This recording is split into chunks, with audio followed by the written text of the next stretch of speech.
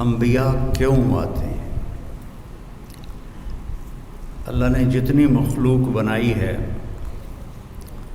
اس میں صرف انسان ایک ایسی مخلوق ہے اور جنات جن کو اللہ نے امتحان کے لیے پیدا کیا ہے۔ خلق الموت والحیات لیبلوکم ایکم احسن عملا۔ ہم نے زندگی اور موت کو پیدا کیا ہے کہ ہم دیکھیں تم میں خوبصورت عمل کر کے کون آتا ہے۔ انا جعلنا ما علی الارض زینۃ لہا لنبلوہم ایہم احسن عملا۔ ہم نے یہ دنیا تمہارے لیے بڑی خوبصورت بنائی ہے، لیکن ہم یہ دیکھیں گے کہ عمل کو خوبصورت کون بناتا ہے۔ تو یہ ہمارا امتحان ہے، باقی کسی مخلوق کا امتحان کوئی نہیں۔ لہٰذا وہ جو بھی کر لیں وہ ٹھیک، جو نہ کریں وہ بھی ٹھیک، لیکن انسان کے ساتھ صحیح اور غلط کا ایک نظام ہے، اس کے ساتھ موت کے بعد اٹھنے کا ایک نظام ہے۔ تو اس کا کیسے پتہ چلے گا؟ یہ انسان کا جو علم ہے وہ بے بس ہے۔ ساری مخلوق کو اللہ پیدا کرتا ہے انتہائی تعلیم یافتہ۔ ربنا الذی اعطی کل شیء خلقہ ثم ہدی، جس نے ہر مخلوق کو پیدا کیا اور اسے زندگی گزارنے کا علم دیا۔ انہیں پورا علم ہوتا ہے۔ انسان کا علم واللہ اخرجکم من بطون امہاتکم لا تعلمون شیئا، ہمیں اللہ کہہ رہا ہے میں نے تمہیں ماں کے پیٹ سے نکالا، تم کچھ بھی نہیں جانتے تھے۔ چڑیا کے بچے کو اپنی زبان سیکھنی نہیں پڑتی، ہم اپنے بچوں کو سکھاتے ہیں۔ چڑیا کے بچے کو، کسی بھی پرندے کے بچے کو آپ بند کر دو، کسی سے نہ ملنے دو، اسے اپنی زبان کا پتہ ہے میں نے کیا بولنا ہے۔ انسان کے بچے کو بند کر دو 2 سال، وہ گونگا ہو جائے گا، اسے ایک لفظ بھی نہیں آئے گا۔ تو اللہ تعالیٰ کہہ رہا تم کچھ بھی نہیں جانتے تھے۔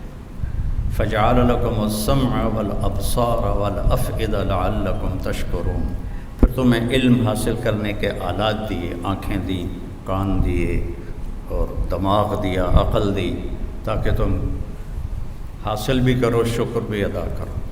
پھر ہم جو علم سیکھ لیتے ہیں، اور آج علم کی بڑی انتہا ہے، لیکن علم ایسی چیز ہے جس کی کوئی انتہا نہیں۔ دنیا ختم ہو جائے گی اور علم کا ذرہ بھی کم نہ ہوگا، چاہے وہ کسی بھی شعبے کا ہو۔ تو اللہ تعالیٰ فرماتا ہے وَمَا أُوتِيتُم مِّنَ الْعِلْمِ إِلَّا قَلِيلًا، ہم نے جو تمہیں علم دیا ہے بہت تھوڑا ہے۔ اللہ نے یہ نہیں کہا جو تم نے سیکھا وہ بہت تھوڑا ہے۔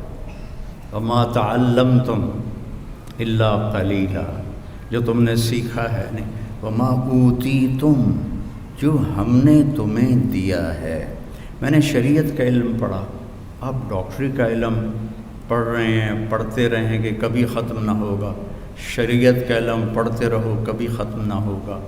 تو اللہ تعالیٰ کہتے ہیں الا قلیلا، تھوڑا سا ہے، تھوڑا سا ہے۔ تو اب انسان دنیا میں کیوں آیا ہے؟ اسے کیا کرنا ہے؟ نہیں جانتے۔ موت کیا ہے؟ شروع سے ایک بہت بڑا طبقہ ہے، آج بھی ہے، آئندہ بھی ہے۔ ہیہات ہیہات لما توعدون، کچھ نہیں ہے، کچھ نہیں ہے موت کے بعد، مر گئے، مٹی ہو گئے۔ ان ہی الا حیاتنا الدنیا نموت ونحیا وما نحن بمبعوثین، بس یہی زندگی ہے، یہی جینا ہے، یہی مرنا ہے۔ جو بابر کا ایک مقولہ مشہور ہے، بابر بعیش کوش کے عالم دوبارہ نیست۔ مغل بادشاہ بابر پر ایک دور تھا جب وہ شراب بھی پیتا تھا، داڑھی بھی منڈاتا تھا، تو پھر جب اس کی رانا سانگا سے ٹکر ہوئی تو وہ بہت بڑا لشکر لے کر آیا تھا اور اس کے پاس بہت تھوڑا سا لشکر تھا، تو اس نے پھر شراب کی صراحیاں توڑی، داڑھی منڈانے سے توبہ کی اور اللہ نے اس کو رانا سانگا کے خلاف فتح دی۔ تو اپنی عیاشی کے دور میں اس کا ایک مقولہ ہے، بابر بعیش کوش کے عالم دوبارہ نیست، بابر موج کرو مزے کرو زندگی دوبارہ نہیں آئے گی، آگے پتہ نہیں کچھ ہے بھی ہے کہ نہیں ہے۔ تو ہمارے علاقے کی پنجابی میں ایک محاورہ ہے، اے جہاں مٹھا تے اگلا کہیں ڈٹھا، تو وہ جو مرتا ہے وہ دیکھ لیتا ہے، جو مرتا فکشفنا عنک الغطاء فبصرک اليوم حدید، جب تم مرتے ہو تو ہم تمہاری آنکھوں سے پردہ ہٹا دیتے ہیں اور تمہاری نظر وہ دیکھتی ہے جو تم کبھی بھی نہیں دیکھ سکتے تھے، اور تمہاری نظر بے خطا ہو جاتی ہے، جس کا تم انکار کرتے تھے وہ سب کچھ تمہارے سامنے آ جاتا ہے۔ تو اب کیوں پیدا کیا؟ میں نے کوئی درخواست تو نہیں دی تھی، ان بچیوں نے کوئی لڑکی بننے کی درخواست نہیں دی تھی، آپ بچوں نے کوئی لڑکا بننے کی درخواست نہیں دی تھی۔ کس نے پیدا کیا؟ کیا چاہتا ہے؟ موت کیا ہے؟ موت کے بعد کیا ہے؟ ان سارے سوالوں کا جواب انسان کے پاس کوئی نہیں ہے۔ آپ سب میڈیکل کے بچے ڈاکٹر بیٹھے ہیں، موت کیا چیز ہے؟ کوئی ایک صحیح جواب دے دے میڈیکل لائن سے کہ موت کیا چیز ہے، اور زندگی کیا چیز ہے؟ کوئی میڈیکل لائن سے اتنی ترقی ہو چکی ہے، کوئی جواب دے دے کہ زندگی کسے کہتے، زندگی کیسے پیدا ہوتی ہے؟ ایک لوتھڑا، اس میں زندگی کیسے شروع ہو جاتی ہے؟ کون شروع کرتا ہے؟ اور موت کیا چیز ہے؟ کسی کے پاس کوئی جواب کوئی نہیں ہے۔ اس لیے پھر اللہ انبیاء کو بھیجتا ہے جو آ کر انسان کو بتاتے ہیں کہ تو امتحان کے لیے ہے، اور موت کے بعد تیرا نتیجہ نکلے گا، اور یا بہت اعلیٰ ہے جنت، یا بہت خوفناک ہے جہنم۔ جنت کا یہ میرا نوخن تو پچھلے بچیوں کو نظر بھی نہیں آئے گا، یہ سامنے والے دیکھ رہے ہیں۔ میرے نبی کا فرمان ہے، اس نوخن پر جنت کی کوئی چیز رکھ دی جائے، کوئی پانی کا قطرہ رکھ دیا جائے، کوئی گھاس کا تنکا رکھ دیا جائے، کچھ کیا آئے گا اس کے اوپر، اور اس کو ایسے میڈیکل کالج میں لا کے رکھ دیا جائے تو زمین سے لے کر آسمان تک خوشبو پھیل جائے گی، اور چاروں طرف کائنات میں اس کی وجہ سے روشنی پھیل جائے گی۔ وہ کیا چیز ہے؟ اور دوسرا بھی انتہا بتائی کہ جہنم کے ایک ڈول پانی، جہنم کا ایک ڈول میں 6-7 لوٹے پانی آتا ہے، اس کو 7 سمندر میں ڈال دیا جائے۔ میں نے سارے بڑے سمندروں کا سفر کیا ہوا ہے، اس میں اسے ڈال دیا جائے، اور 71% سمندر کا پانی ہے اور 29% خشکی ہے۔ اس میں اگر وہ ایک ڈول پانی ڈال دیا جائے تو سارے سمندر کھولنے لگ جائیں گے۔ کیا ٹیمپریچر ہوگا اس کا؟ اور اس میں وہ غوطے کھائیں گے، انہیں پلایا جائے گا۔ تو وہاں 2 انجام ہیں، ایک بہت اعلیٰ، ایک بہت خوفناک۔ من یتق اللہ یجعل لہ مخرج ویرزقہ من حیث لا یحتسب، جو تقوی اختیار کرتا ہے اللہ تعالیٰ اس کو وہاں سے رزق دیتا ہے، اس کو ہر تنگی سے راستہ دیتا ہے، اور وہاں سے رزق دیتا ہے جہاں سے اس کو وہم و گمان بھی نہیں ہوتا۔ حضرت مقداد رضی اللہ تعالیٰ عنہ پیشاب کرنے گئے، تو سامنے ایک سوراخ تھا، جہاں وہ بیٹھے پیشاب کر رہے تھے سوراخ تھا، تو ایک چوہا اندر سے نکلا اور 1 دینار آپ کے سامنے پھینک کے اندر چلا گیا۔ پھر گیا، پھر ایک دوسرا دینار لے کے آیا، پھر 3، پھر 4، پھر 5، پھر 6، پھر 7، پھر 8، 19 دینار اس نے اپنے سوراخ سے نکال کے حضرت مقداد کے سامنے پھینک کے اندر چلا گیا۔ وہ بڑے بھی حیران پریشان، انہوں نے وہ اٹھائے، فارغ ہو کر آ کر اللہ کے نبی کو پیش کیے کہ یا رسول اللہ میرے ساتھ تو یہ قصہ ہوا ہے، آج چوہے نے مجھے مالدار بنا دیا۔ تو آپ نے فرمایا یہ رزق ہے جو اللہ نے تجھے عطا کیا ہے۔ پھر یہ آیت پڑھی، من یتق اللہ یجعل لہ مخرج ویرزقہ من حیث لا یحتسب۔ اب یہ راستہ صرف مسلمان کے پاس ہے کہ اگر وہ تقوی اختیار کرتا ہے تو اسے اللہ وہاں سے دے گا جس کا اس کو وہم و گمان بھی نہیں ہوگا۔ من یتق اللہ یجعل لہ من امرہ یسرا، جو تقوی اختیار کرے گا اللہ اس کے لیے آسانیاں پیدا کر دے گا۔ من یتق اللہ یکفر عنہ سیئاتہ ویعظم لہ اجرا، جو تقوی اختیار کرے گا اللہ اس کے گناہوں کو معاف کر دے گا، صاف کر دے گا۔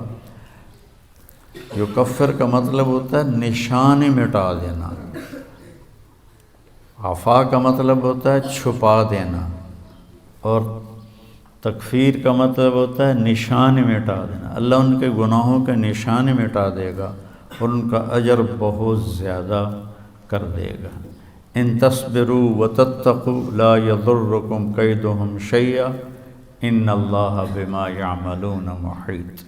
تم صبر اور تقوی اختیار کرو تو دشمن کی کوئی چال تمہارے اوپر کارگر نہیں ہوگی، اللہ ان کا گھیرا ڈالے ہوئے ہے، ان کے گرد گھیرا ڈالے ہوئے ہے۔ تقوی کی مثال کیا ہے؟ آپ کے پاس پیسے ہوں اللہ کے فضل سے تو آپ ہر چیز خرید سکتے ہیں، گھر خرید سکتے ہیں، گاڑی خرید سکتے ہیں، جائیداد بنا سکتے ہیں، سیر و تفریح کر سکتے ہیں۔ تو تقوی ایک ایسا سرمایہ ہے جس سے آپ دین کے ہر عمل پہ چل سکتے ہیں۔ تقوی ایک ایسا سرمایہ ہے جس پر آپ دین کے ہر عمل کو اپنا سکتے ہیں اور اس پہ چل سکتے ہیں۔ حضرت عمر نے کعب احبار سے پوچھا تقوی کیا ہے؟ چونکہ قرآن میں مختلف تعبیرات ہیں تقوی کی، تو حضرت عمر نے پوچھا، کعب احبار یہودی عالم تھے، ایمان لائے تھے، تابعی ہیں، مت تقوی۔ فرمانے لگے کبھی کانٹوں بھرے راستے پہ چلے ہو؟ سبحان اللہ۔ کہنے لگے ہاں، اور اب میں تو کانٹے ہی کانٹے تھے، کوئی سبزہ تو تھا ہی نہیں۔ تو کہنے لگے پھر کیا کرتے ہو؟ کہ میں اپنا کرتا سمیٹ لیتا ہوں، دامن سمیٹ لیتا ہوں اور کانٹوں سے بچا کے میں آگے نکل جاتا ہوں۔ کہ بس یہ تقوی ہے کہ چاروں طرف گناہوں کے خاردار کانٹے ہیں، اس سے اپنے دامن کو بچا کر پار نکل جاؤ۔ اور دوسرا کہ لوگوں کے سخت رویے ہیں، کانٹوں کی طرح چبھتے ہیں، ایک جملہ آدمی کو ساری رات نہیں سونے دیتا، یہ اتنا زخم ہوتا ہے۔ جب حارث بن ابی سفیان اور عبداللہ وہ ایمان لانے کے لیے تشریف لائے فتح مکہ سے پہلے، تو آپ نے ان کو ملنے سے انکار کر دیا کہ مجھے ان کا ایمان قبول نہیں ہے، کہ یہ میرے بارے میں بہت سخت باتیں کرتے تھے۔ طائف والوں نے پتھر مارے، جب وہ آئے تو ان کا استقبال کیا، ان کے ساتھ بیٹھ کے رات کا کھانا کھاتے تھے۔ ایک رات نہیں کھایا تو آ کے معذرت کی کہ میری تلاوت رہ گئی تھی اس لیے میں نہیں آ سکا۔ اور یہ ایک پھوپھی کا بیٹا ہے، اور ایک تایا کا بیٹا ہے۔ تو ابو سفیان بن حارث صاحب کے سب سے بڑے تایا تھے کہ مجھے ان کا ایمان قبول نہیں ہے، یہ میرے بارے میں بہت سخت باتیں کرتے تھے۔ پھر حضرت ام سلمہ نے سفارش کی تو پھر ان کو بلایا۔ تو لوگوں کے سخت رویے کانٹوں کی طرح ایسے راستے میں ہیں، تو ان میں الجھنے کی بجائے دامن بچاؤ، کان بند کرو اور آگے چلے جاؤ، جواب دینے کے چکر میں نہ پڑو، اور اپنے دل کو صاف کر کے آگے نکل جاؤ۔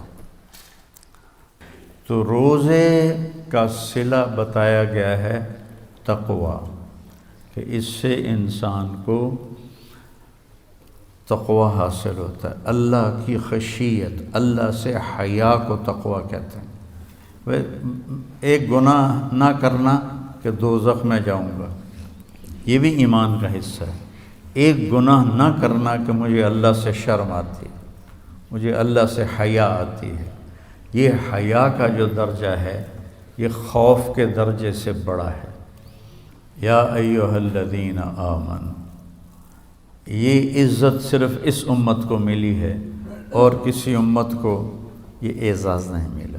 کتب علیکم الصیام، تم پہ روزے ہم نے فرض کیے ہیں، کما کتب علی الذین من قبلکم، جیسے تم سے پہلے لوگوں پر ہم نے روزہ فرض کیا تھا تم پر بھی فرض کیا ہے۔ کیا ملے گا؟ لعلکم تتقون، تمہیں تقویٰ ملے گا۔ تقوی کی مثال کیا ہے؟ آپ کے پاس پیسے ہوں اللہ کے فضل سے تو آپ ہر چیز خرید سکتے ہیں، گھر خرید سکتے ہیں، گاڑی خرید سکتے ہیں، جائیداد بنا سکتے ہیں، سیر و تفریح کر سکتے ہیں۔ تو تقویٰ ایک ایسا سرمایہ ہے جس سے آپ دین کے ہر عمل پہ چل سکتے ہیں۔ تقویٰ ایک ایسا سرمایہ ہے جس پر آپ دین کے ہر عمل کو اپنا سکتے ہیں اور اس پہ چل سکتے ہیں۔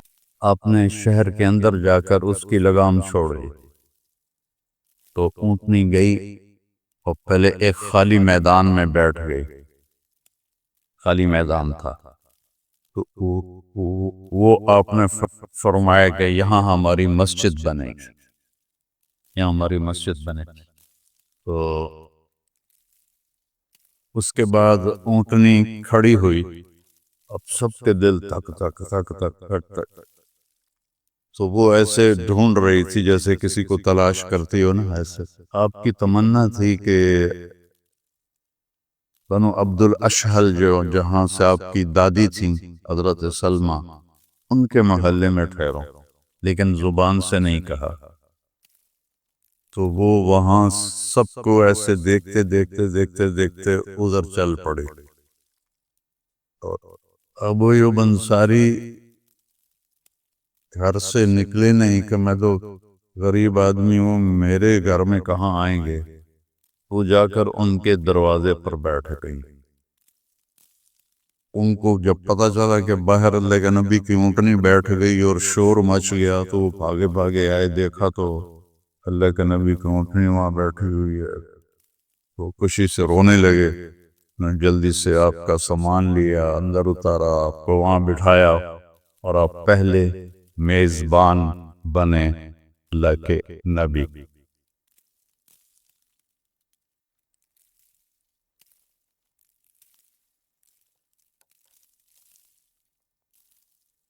بسم اللہ الرحمن الرحیم، والصلاة والسلام علی رسولہ الکریم۔ ہمارے نبی پاک صلی اللہ علیہ وسلم کے آنے سے 1000 سال پہلے یمن کا بادشاہ تھا تبع، ہم خیر ہم قوم تبع۔ اس نے تبع اس نے حملہ کیا تھا بلاد عرب پر۔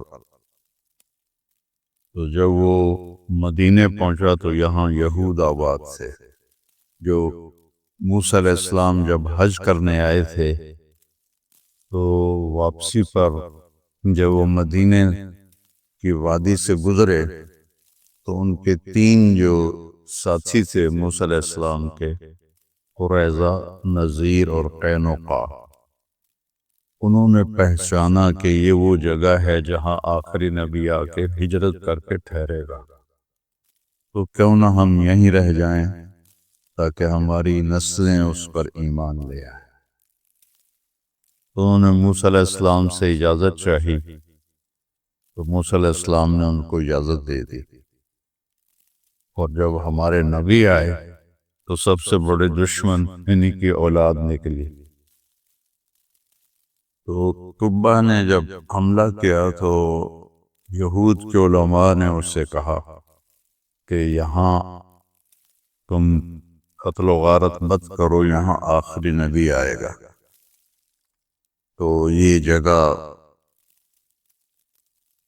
بہت مقدس ہے۔ تو اس نے پھر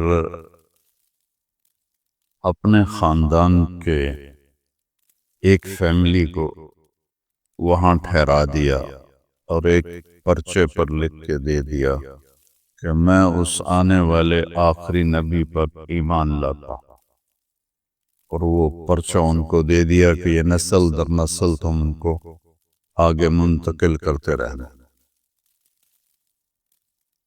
تو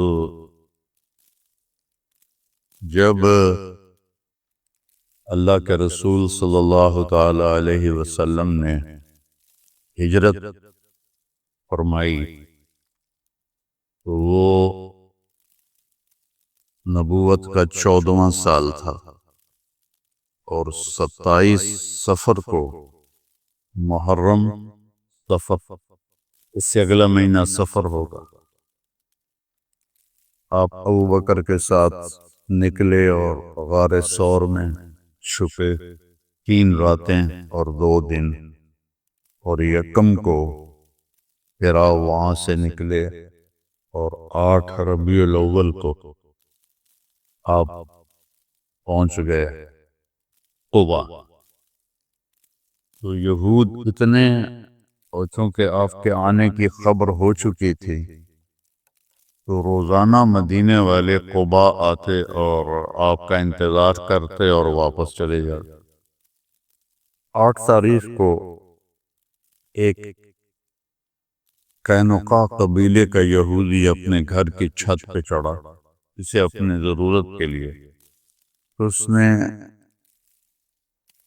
قبا کی طرف ایک غبار اڑتا دیکھا، نہیں پتا کون ہے، صرف غبار دیکھا، تو اس نے مدینے کی طرف منہ کر کے آواز لگائی کہ یثرب والو تمہارا نبی آ گیا۔ اتنا علم تھا ان کا کامل کہ یثرب والو تمہارا نبی آ گیا۔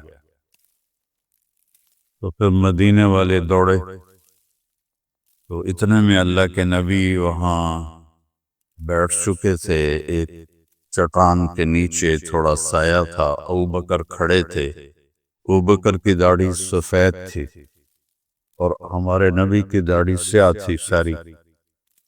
تو جب وہ لوگ آئے تو پہچانتے تو تھے نہیں، تو انہوں نے اندازہ لگایا کہ یہ سفید داڑھی والا ہی ہوگا اللہ کا نبی، تو سارے ابوبکر سے مصافحہ کرتے رہے۔ انہوں نے نہیں بتایا کہ میں نہیں ہوں، یہ مصافحے کی تکلیف کا مجھ سے زیادہ جاننے والا کوئی نہیں ہے۔ جب وہ سارے مصافحے ہو گئے تو وہ جو چٹان تھی نا کا ایج، سورج اس سے تھوڑا آگے آ گیا تو آپ پر دھوپ آ گئی، تو ابوبکر نے بھاگ کے اوپر چادر ڈال دی چٹان کے اوپر، تو پھر وہ مدینے والوں کو پتہ چلا کہ تو سارے مصافحے غلط ہو گئے، نبی تو یہ تھے۔ تو 2 ہفتے آپ نے وہاں قیام کیا، اور 22 تاریخ کو 22 ربیع الاول کو جمعہ کا دن تھا، تو مدینے کے 500 نوجوان کیل کانٹے سے مسلح انہوں نے آ کر اللہ کے نبی کی اونٹنے کو گھیرے میں لے لیا اور فرمایا کہ یا رسول اللہ چلے ہمارے وطن۔ تو آپ کو نکلتے نکلتے زوال کا وقت قریب ہو گیا تھا، تو جب آپ بنو سالم کے محلے میں پہنچے، ساتھ ہی بنو قینقاع بھی تھے، تو وہاں جمعے کا وقت ہو گیا۔ تو پہلا جمعہ اسلام کا آپ نے بنو سالم کی جگہ پر پڑھایا، مسجد تو تھی نہیں۔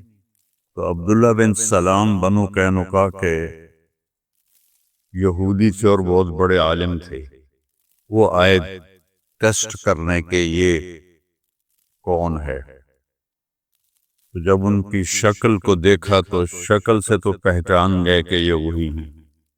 پھر آپ نے خطبے میں ایک جملہ بولا کہ سلام پھیلاؤ، کھانا کھلاؤ،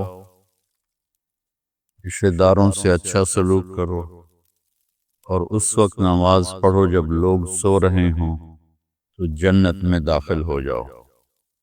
اب اس کو جو انہوں نے عربی میں بولا وہ اصل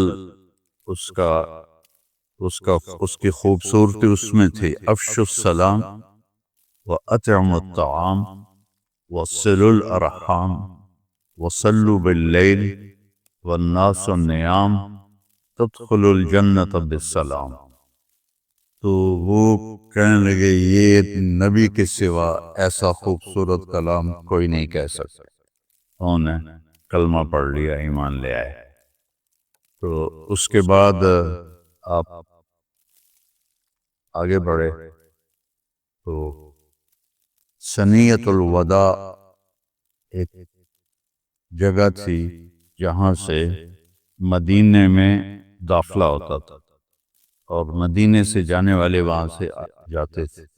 تو ایک چھوٹی وہ تھی چڑھائی تھی، اس چڑھائی کے اوپر آپ کی اونٹنی مبارک ایسے چڑھی، تو مدینے کے ایسے چھوٹی چھوٹی بچیاں یہ آگے میدان میں کھڑی تھی، اور مرد تو آپ کے ساتھ ہی تھے اور عورتیں چھتوں پر تھی۔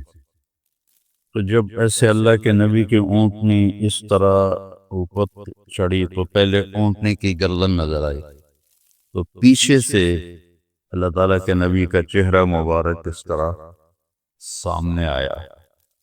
تو ان کو کسی نے یہ شعر یاد نہیں کرائے تھے، جیسے آپ کے اسکولوں میں تو ایسے یاد کروا دیا جاتا ہے، ان کے منہ سے خود بخود نکلا طلع البدر علینا من ثنیات الوداع، وہ 14ویں کا چاند آ گیا ثنیۃ الوداع کی گھاٹی سے، وجب الشکر علینا ما دعا للہ دعا، ہم پر قیامت تک کے لیے شکر واجب ہو گیا۔ ایھا المبعوث فینا جئت بامر مطاع، اے آنے والے آپ کی یہاں ہر بات مانی جائے گی، اور جئت شرفت المدینہ مرحبا بک یا خیر داع، آپ نے مدینے کو روشن کر لیا، یہاں سے آپ نے لفظ لیا مدینہ، اس کا نام تو یثرب تھا۔ تو ان بچیوں نے جب مدینہ کہا، مدینہ عربی میں شہر کو کہتے ہیں، تو وہاں سے اس کا نام مدینہ رکھا گیا۔ اب جب یہ آپ شہر میں داخل ہوئے تو سارے سردار یا رسول اللہ ہمارے پاس، یا رسول اللہ ہمارے پاس۔ جب ہم مزار پہ گئے ہیں تو ایک طرف حدیث لکھی ہوئی تھی دعوہا فإنہا مامورہ، ایک طرف حدیث لکھی تھی کہ میری اونٹنی کو چھوڑ دو، یہ اللہ کے حکم پر بیٹھے گی جہاں بیٹھے گی۔ تو آپ نے شہر کے اندر جا کر اس کی لگام چھوڑی، تو اونٹنی گئی اور پہلے ایک خالی میدان میں بیٹھ گئی، خالی میدان تھا، تو وہ آپ نے فرمایا کہ یہاں ہماری مسجد بنے گی، یہاں ہماری مسجد بنے گی۔ تو اس کے بعد اونٹنی کھڑی ہوئی، اب سب کے دل تک تک تک تک تک تک، تو وہ ایسے ڈھونڈ رہی تھی جیسے کسی کو تلاش کرتی ہو نا، ایسے.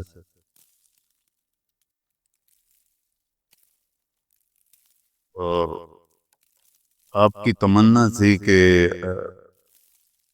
بنو عبد الاشہل جو جہاں سے آپ کی دادی تھیں حضرت سلمہ، ان کے محلے میں ٹھہروں، لیکن زبان سے نہیں کہا.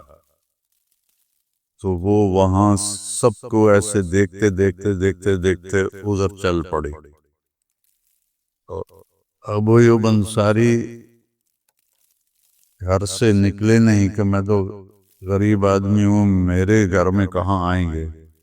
وہ جا کر ان کے دروازے پر بیٹھ گئی. یہ ابو ایوب کون تھے؟ یہ تبا کی نسل جو 1000 سال سے آباد تھی، یہ اس میں سے تھے. اور وہ پیپر ان کے پاس تھا جو انہوں نے اللہ کے نبی کو دیا. وہاں ان کو جب پتا چلا کہ باہر اللہ کے نبی کی اونٹنی بیٹھ گئی اور شور مچ گیا، تو وہ بھاگے بھاگے آئے. دیکھا تو اللہ کے نبی کی اونٹنی وہاں بیٹھی ہوئی ہے. وہ خوشی سے رونے لگے. جلدی سے آپ کا سامان لیا، اندر اتارا، آپ کو وہاں بٹھایا، اور آپ پہلے میزبان بنے اللہ کے نبی. اور مسجد جو تھی نا، وہ 2 یتیم بچوں، انصاری بچوں کی تھی، اور اسعد بن زرارہ رضی اللہ عنہ اس کے تھے گارڈین، ہماری نگت کی طرح. تو آپ نے ان کو بلایا کہ بھئی یہ زمین ہمیں دو مسجد کے لیے. تو انہوں نے کہا جی یہ آپ گفٹ ہے. آپ نے کہا یتیم کا مال گفٹ نہیں ہو سکتا، تو اس کی قیمت لگاؤ. ٹھیک ہے یا رسول اللہ، آپ اس سے تھوڑے کم دے دیجیے گا. تو اس کی قیمت لگی کوئی 7 دینار. تو دینار کافی مہنگا سکہ ہوتا ہے. تو آپ نے فرمایا ہم 9 دینار لیں گے. تو آپ نے 9 دینار میں وہ جگہ خریدی. اور جب تک آپ کے ازواج مطہرات نہیں آئیں تو آپ ابو ایوب انصاری کے مہمان رہے. اور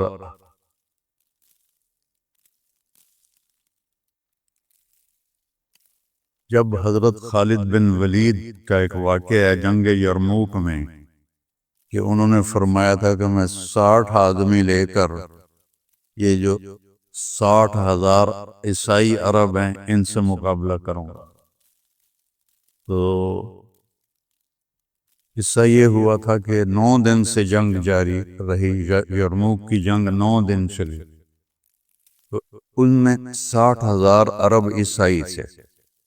تو جو امیر لشکر تھا اس کا نام تھا باہان. ایک دن اس نے کہا کہ تم عرب ان پر اٹیک کرو، ہم پیچھے سے تمہیں، جب تم فتح پاؤ گے ہم ساتھ دیں گے. تو خالد بن ولید کو پتا چلا تو انہوں نے فرمایا مجھے 30 آدمی دے دو، میں ان سے جا کے لڑوں گا. تو ابو سفیان کہنے لگے مذاق کر رہے ہو؟ تو وہ کہنے لگے تو کفر میں تو بڑا بہادر تھا اور اسلام میں بڑا بزدل بنتا ہے. کہنے لگے نہیں، میں انصاف کی بات یہ ہے اگر کرنا بھی ہے تو انہیں کوئی تو 60 لے جاؤ، 1000 کے مقابلے میں 1. تو ابو عبیدہ نے بھی فرمایا جو اس وقت امیر تھے کسی، تو فرمایا خالد کو کہ ان کو چنے گا، کہ ایسے لوگ چنوں گا جب وہ ہاتھ اٹھاتے ہیں تو اللہ خالی ہاتھ نہیں لوٹاتا. تو اس میں ابو ایوب انصاری کو بھی بلایا.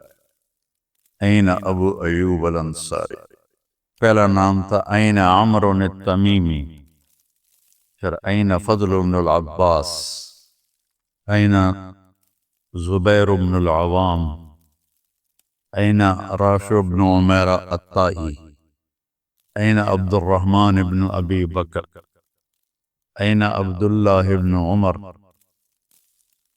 این ابو ایوب الانصاری، این ضرار بن الازور. اس طرح کر کے آپ نے 60 آدمیوں کے نام پکارے جن میں ابو ایوب انصاری بھی تھے. نہیں اس وقت تو جوان. ہاں تو جب تو اللہ کے نبی نے یہ فرمایا تھا اول جیش یغزو علی مدینۃ قیصر مغفور لہم، پہلا لشکر جو قیصر کے شہر پہ حملہ کرے گا یہ استنبول، اس کو قسطنطینیہ تھا، تھوڑی سی میں نے تاریخ اس کی بتا دی تھی، اب ان کی بخشش ہو جائے گی.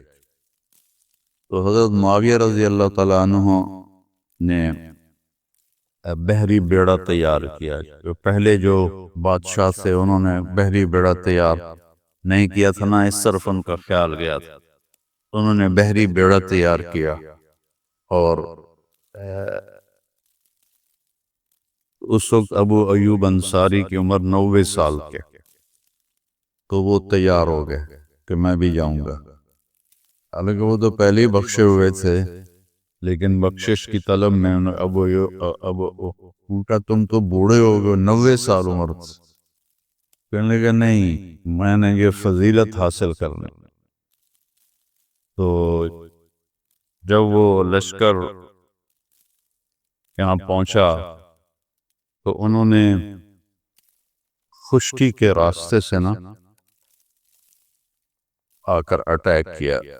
خشکی کا ہی راستہ تھا جس سے اٹیک ہو سکتا تھا، تو کامیابی نہیں ہو رہی تھی اور نہ ہی ہوئی. تو ابو ایوب انصاری بیمار پڑ گئے. تو یزید آیا حال پوچھنے، امیر تھا نا، تو کہنے لگے دیکھو مجھے لگتا ہے میرا وقت آ گیا ہے، میں مر جاؤں تو مجھے وہیں دفن نہ کرنا، میری لاش کو لے کے چلنا، جہاں تک تم جا سکو وہاں تک مجھے لے جانا، اور جب دیکھو کبھی اس سے آگے ہم نہیں جا سکتے مجھے وہاں دفن کر دینا. تو ان کا انتقال ہو گیا. یزید نے جنازہ پڑھایا اور لاش کو اونٹ پہ رکھ کے پیش قدمی انہوں نے شروع کی. کرتے کرتے کرتے کرتے جب فصیل کی دیواروں کے بالکل قریب پہنچ گئے، تو جس سے کہ اوپر وہ اٹیک میں کامیاب نہیں ہو پا رہے تھے، تو وہاں ان کو دفن کیا گیا. تو قیصر جو تھا نا اس نے دھمکی لگائی حضرت معاویہ کو کہ میں تمہارے اس ساتھی کی قبر اکھاڑ دوں گا. تو انہوں نے جواب میں پیغام بھیجا ملک شام میں جتنے گرجے ہیں سب کی اینٹ سے اینٹ بجا دوں گا. وہ ڈر گئے. پھر آپ حیران ہوں گے کہ عیسائی لوگ حضرت ابو ایوب کی قبر پہ آ کے دعا مانگتے تھے اور ان کی دعائیں قبول ہو جاتی. اچھا اب جب 1453 یعنی تقریباً 800 سال بعد جب فتح کیا محمد فاتح نے، تو 800 سال کی گرد کے گرد و غبار میں ایک ہی تو قبر تھی وہاں، وہ اس میں چھپ گئی اور نامعلوم ہو گئی. تو اب محمد فاتح کو جستجو ہوئی کہ کسی طرح قبر کا پتہ چلے. تو اس وقت ایک اللہ کے نیک بندے تھے صاحب کشف، انہوں نے ان کو بلایا، کہا کہ حضرت آپ اس میں ہماری مدد فرمائیں. تو انہوں نے فصیل کے چاروں مشرق مغرب شمال جنوب چاروں طرف کی دیوار پر بیٹھ کے مراقبہ کیا. تو اب پتہ نہیں یہ کون سا بنتا تھا، یہ مشرق بنتا تھا چونکہ یہ سیدھا قبلہ ادھر مشرق میں ہے، تو مشرقی دیوار ہی ہوگی میرا گمان ہے، کتاب میں تو مینشن نہیں ہے کہ انہوں نے وہاں مراقبہ کیا. تو انہوں نے فرمایا ایک جگہ کہ یہاں کھدائی کرو. جب وہاں کھدائی کی تو کوئی 10 فٹ نیچے سے قبر نکل آئی. تو محمد فاتح نے پوچھا کہ آپ کو کیسے پتا ہے کہ یہ ابو ایوب کی قبر ہے؟ کہنے لگے اس قبر سے لے کر آسمان تک نور ہی نور ہے، آسمان تک نور ہی نور ہے، جو اور کہیں بھی نہیں. کوئی اور مسلمان وہاں دفن تھا ہی نہیں، سارے دائیں بائیں اگر قبرستان بن گیا تھا تو عیسائی تھے. اس قبر سے لے کر آسمان تک نور ہی نور ہے۔ تو ان کے اس کشف پر اس قبر کو دوبارہ تیار کیا گیا، اور اللہ جزائے خیر دے ترکوں کو جنہوں نے ہر چیز کو محفوظ کیا، محفوظ رکھا۔ اردن میں بھی ان کی حکومت تھی تو وہاں بھی سارے صحابہ کی قبریں بہت محفوظ ہیں، اور ان کے سارے ان کی شایان شان انہوں نے کیا۔